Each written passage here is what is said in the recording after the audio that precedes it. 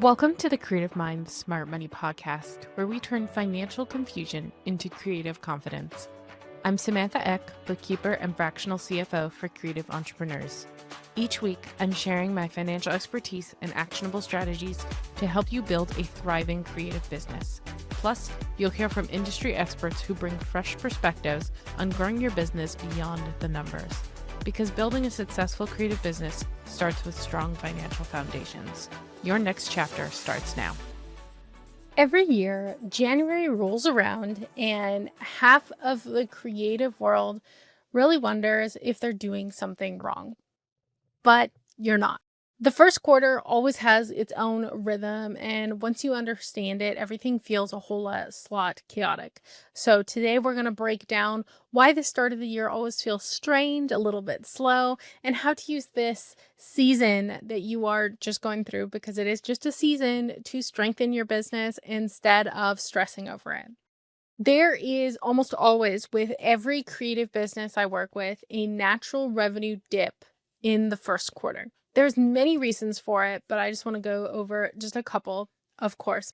So the first one is that clients really did spend super heavily in the last quarter of the year and are tightening their budgets for the beginning of the year, because a lot of people tend to purchase a lot at the end of the quarter, at the end of the year, actually, because they are getting in on Black Friday deals. Christmas time came up. They have a whole bunch of stuff that they wanted to fit into their tax returns. So they're buying a whole bunch of stuff. And actually, a lot of CPAs and CFOs and people like that recommend purchases at the end of the year because, they're extra tax deductions or extra tax write-offs. So it can definitely and certainly be a heavy paying thing that just causes a lot of people to not want to spend in the first quarter of the year. But there's also a lot of people that are reorganizing their internal systems and are a lot slower to hire service providers or hire outside help, because they want to make sure that they have everything in order before they do hire people, or they want to make sure that they at least have things going and are flowing smoothly before they bring in another person into their team. So they're taking that time to just reorganize and get their heads on straight so that they can properly bring you on in the next quarter. There are a lot of bigger and corporate teams that are waiting on budgets. So a lot of the time during the first quarter, the budgets are being generated based off of last year's numbers. So there's a lot of stuff that's waiting, and they might not be able to hire you right away because they're waiting to see if they have the budget and the capacity to do so. There's also a lot of creatives and people and businesses in general that are just exhausted from the holiday production season. So if you're a social media manager, you just have so much going on with the holiday social media, everything like that. Or there was just a lot of websites you had to design. Maybe you had to do a lot of Christmas emails, and you're just a little bit burnt out or exhausted from everything that was happening during those productive seasons. There's also a lot of people that are thinking about growth. Like, how can I grow this year? What can I do better? Like, they want to understand what is going on in their own businesses first, similar to what we were talking about in the habits and the relationship building, that they're doing that same thing. So they're in that same kind of phase that you are as a creative service provider, and they're just not buying it. So it's not something that you're doing. It's just there is this naturally, especially for creative service providers, especially for website designers, things like this naturally slower period in that first quarter where everybody is trying to pick up their feet from the holiday season and get back into things. So there's nothing that you're doing wrong. It's just that we have this kind of natural slow period at the beginning of the year. It's just that everyone is recovering. So it does happen every year. And I promise you, I've seen this across the board with almost all of my clients, where January, February, and March are some of their slowest months they've ever seen. Now, when it comes to people like my restaurant clients, it's a little bit different. Usually it's the summer that they're a little bit slower. But when I have people that are creative service providers, they naturally see a dip in January. And it happens even in the healthiest of businesses. That doesn't mean they're not bringing in any income, because there are still people that are hiring. It just means that things are just a little bit slower. There's just a slower period, and it's natural. A lot of people assume that slow is a sign of failure. So because things have slowed down, because things are not going as quickly as they once were, that their business is all of a sudden failing. But cash flow seasons exist just like creative seasons, right? So There is a season for expansion. There is a season for contraction. There is a season for rest, and there is a season for rebuilding. And I think we all go through these cycles of seasons every year in our business because we have these seasons or even these entire years where we're in this period of rest and recovery. We're in this period of expansion. We're in this period of contraction, or we're in this period of rebuilding everything that we've kind of been going. Slower revenue doesn't mean that your business is weak or that it's going to fail. It often means that it's just a reset. Your business is resetting from this period that you've gone through, this intensive period. There are lots of times where my clients take this slower period where they are kind of taking a backseat because it is a little bit slower and they're not going out and making these huge marketing pushes or things like that because they want to preserve that cash flow, where they've kind of rested and recovered.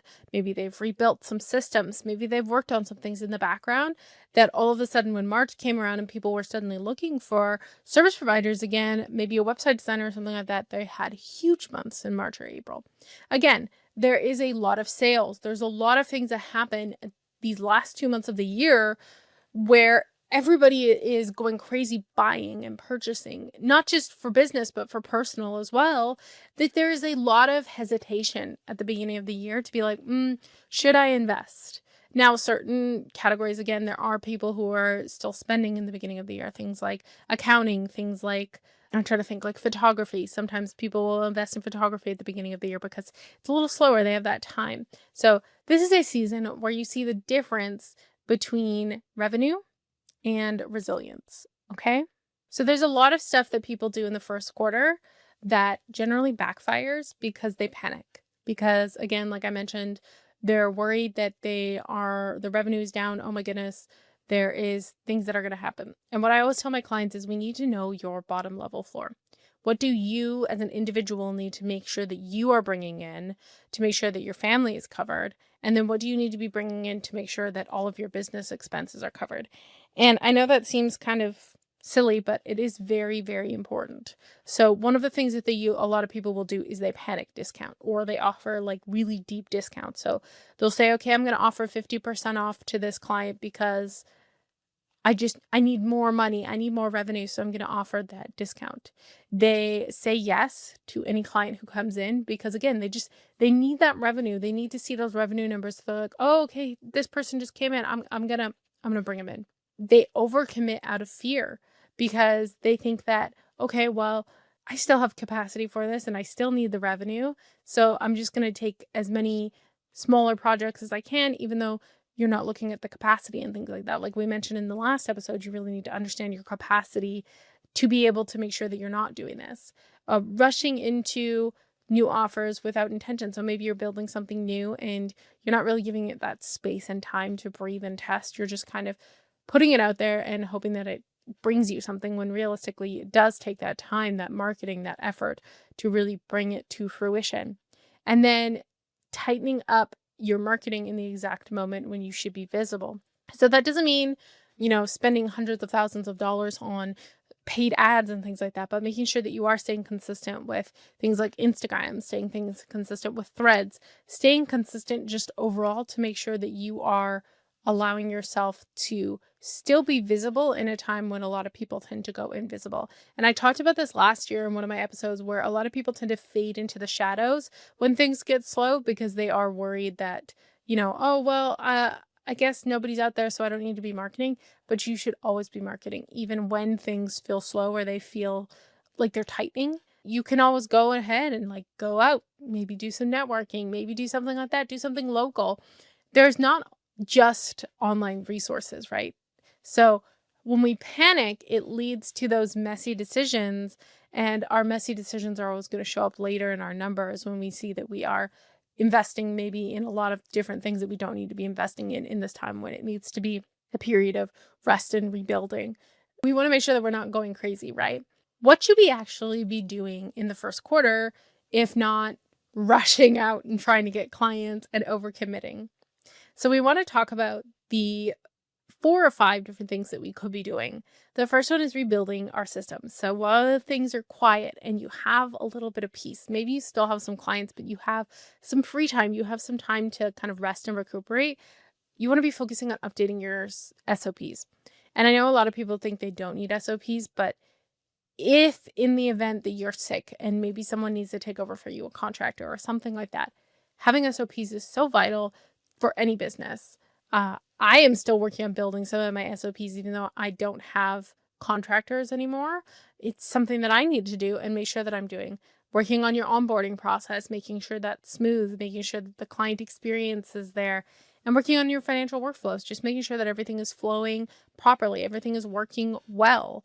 These upgrades will just create more capacity for things in spring.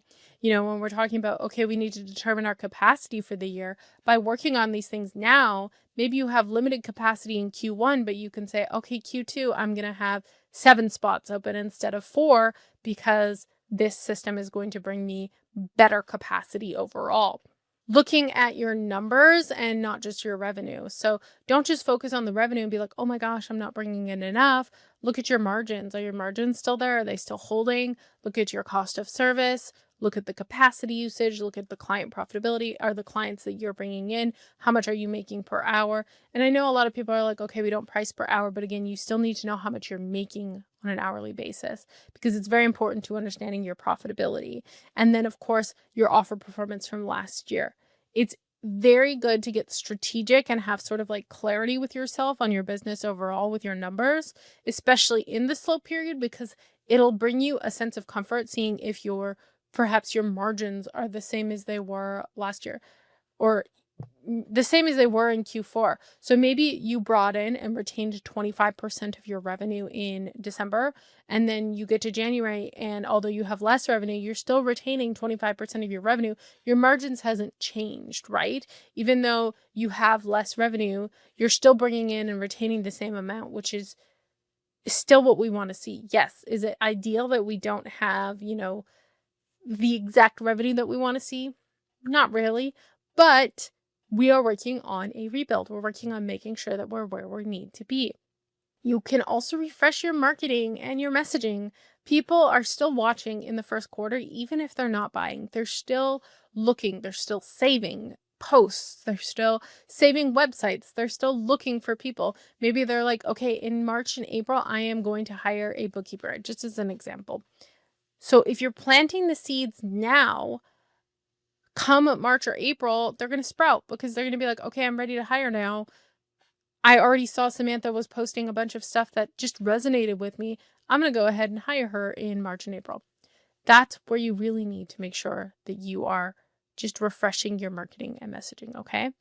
The next step is strengthening your cash flow plan. So, of course, building in your 90-day forecast and making sure that you are not going to drop below zero, that the money is going to just really be built into your business, mapping out your 90-day forecast and when the income will return and plan accordingly. Because if you always see, and this is where it's good to look at your numbers and see those trends, right? If you always see that your income goes up in April, you can plan around that and make sure that you're ready for it. And then the final thing that you can do, of course, is refining your offers and capacity. Look at the scope of your work, adjust your pricing, decide how many retainer slots you're really going to have for Q2. If you felt like maybe your pricing has been off and you're seeing other people offer more and you feel like your expertise is the same level of theirs, review that. I'm not saying price the same as them, but look at your profitability. Analyze that. Again, like I mentioned in my pricing episode last year, we are not pricing based on someone else's pricing. They have a completely different story than you do in your business. You want to understand your business as a whole so that you can price differently. Because of course, all these habits that you have and that you're building in the first quarter are going to just pay off huge once you get to April. Q1 is what I always like to call the reset quarter. It's a season where we prepare and not necessarily perform, even though we feel like we should be performing all year round. It is time to calibrate your business and fix what went off track last year so that the growth that's going to happen in the coming quarters doesn't break your business when you get there. So instead of chasing the revenue in a slower season, build the infrastructure that supports your revenue when it is going to return. And I promise you it will return. Again, I've talked about that before in kind of like our slow season, what happens when we get slow. It will return. You just have to continue to build your business even when things feel like they might be tight, okay? As Q2 approaches, many creatives see very delayed buying behavior. So inquiries start to pick up in late February/early March. They're ready for projects in Q2. They're saying, okay, hey, let's get going in April. They really do spike in April. Like, I've seen so many of my clients just get a whole bunch of new business at the beginning of spring, and the retainers tend to renew or shift mid-quarter two. So there's a lot of people that come in on quarter two, and there's a lot more retainers that are coming in. Any lull that you see is temporary. Again, just to repeat myself, any lull is temporary. The upswing is always going to come. It's just that it's going to take time. Now, of course, we want to talk not just about the strategy and the things that we want to do, but about how to emotionally navigate through the first quarter when it feels like everything is just crashing around you. So obviously there's going to be a lot of, I'm not doing enough. But slower months are not a judgment on your business. They're the breathing room that you need to grow your business. They're natural. Every business has a slower month. There is not a business in the entire world that does not have at least 1 or 2 slow months or even a slow quarter. I have seen it across hundreds of businesses that I've worked with. They always have a slow quarter. They're not a judgment of your character. They're not a judgment of you as a business owner. They happen. They're natural. Okay? I'm going to encourage you to take that intentional rest, that intentional recovery, gain back that creativity and back-end cleanup. And you know what? If you don't have a lot to do in the first quarter, take a vacation, take some time off. Running a business isn't about keeping constant momentum. It's about knowing when to prepare and when to push. So we have to know those seasons and those cycles, and we have to know the trends so that we can actually make the appropriate choices. The first quarter being slow isn't a signal of failure. It means that you're in a normal season of recalibration. You just got to take that step back and recalibrate. If you use this time to do things properly and wisely, you will walk into spring stronger, clearer, and more ready than you've ever been. Take the time in the first quarter to prep and prepare for everything that is going to come your way in the second quarter. Okay? As always, if you enjoyed this episode, please like it, share it, subscribe, and if you want to hear a specific topic, please fill out the form in the description box below so that I can present that topic to you.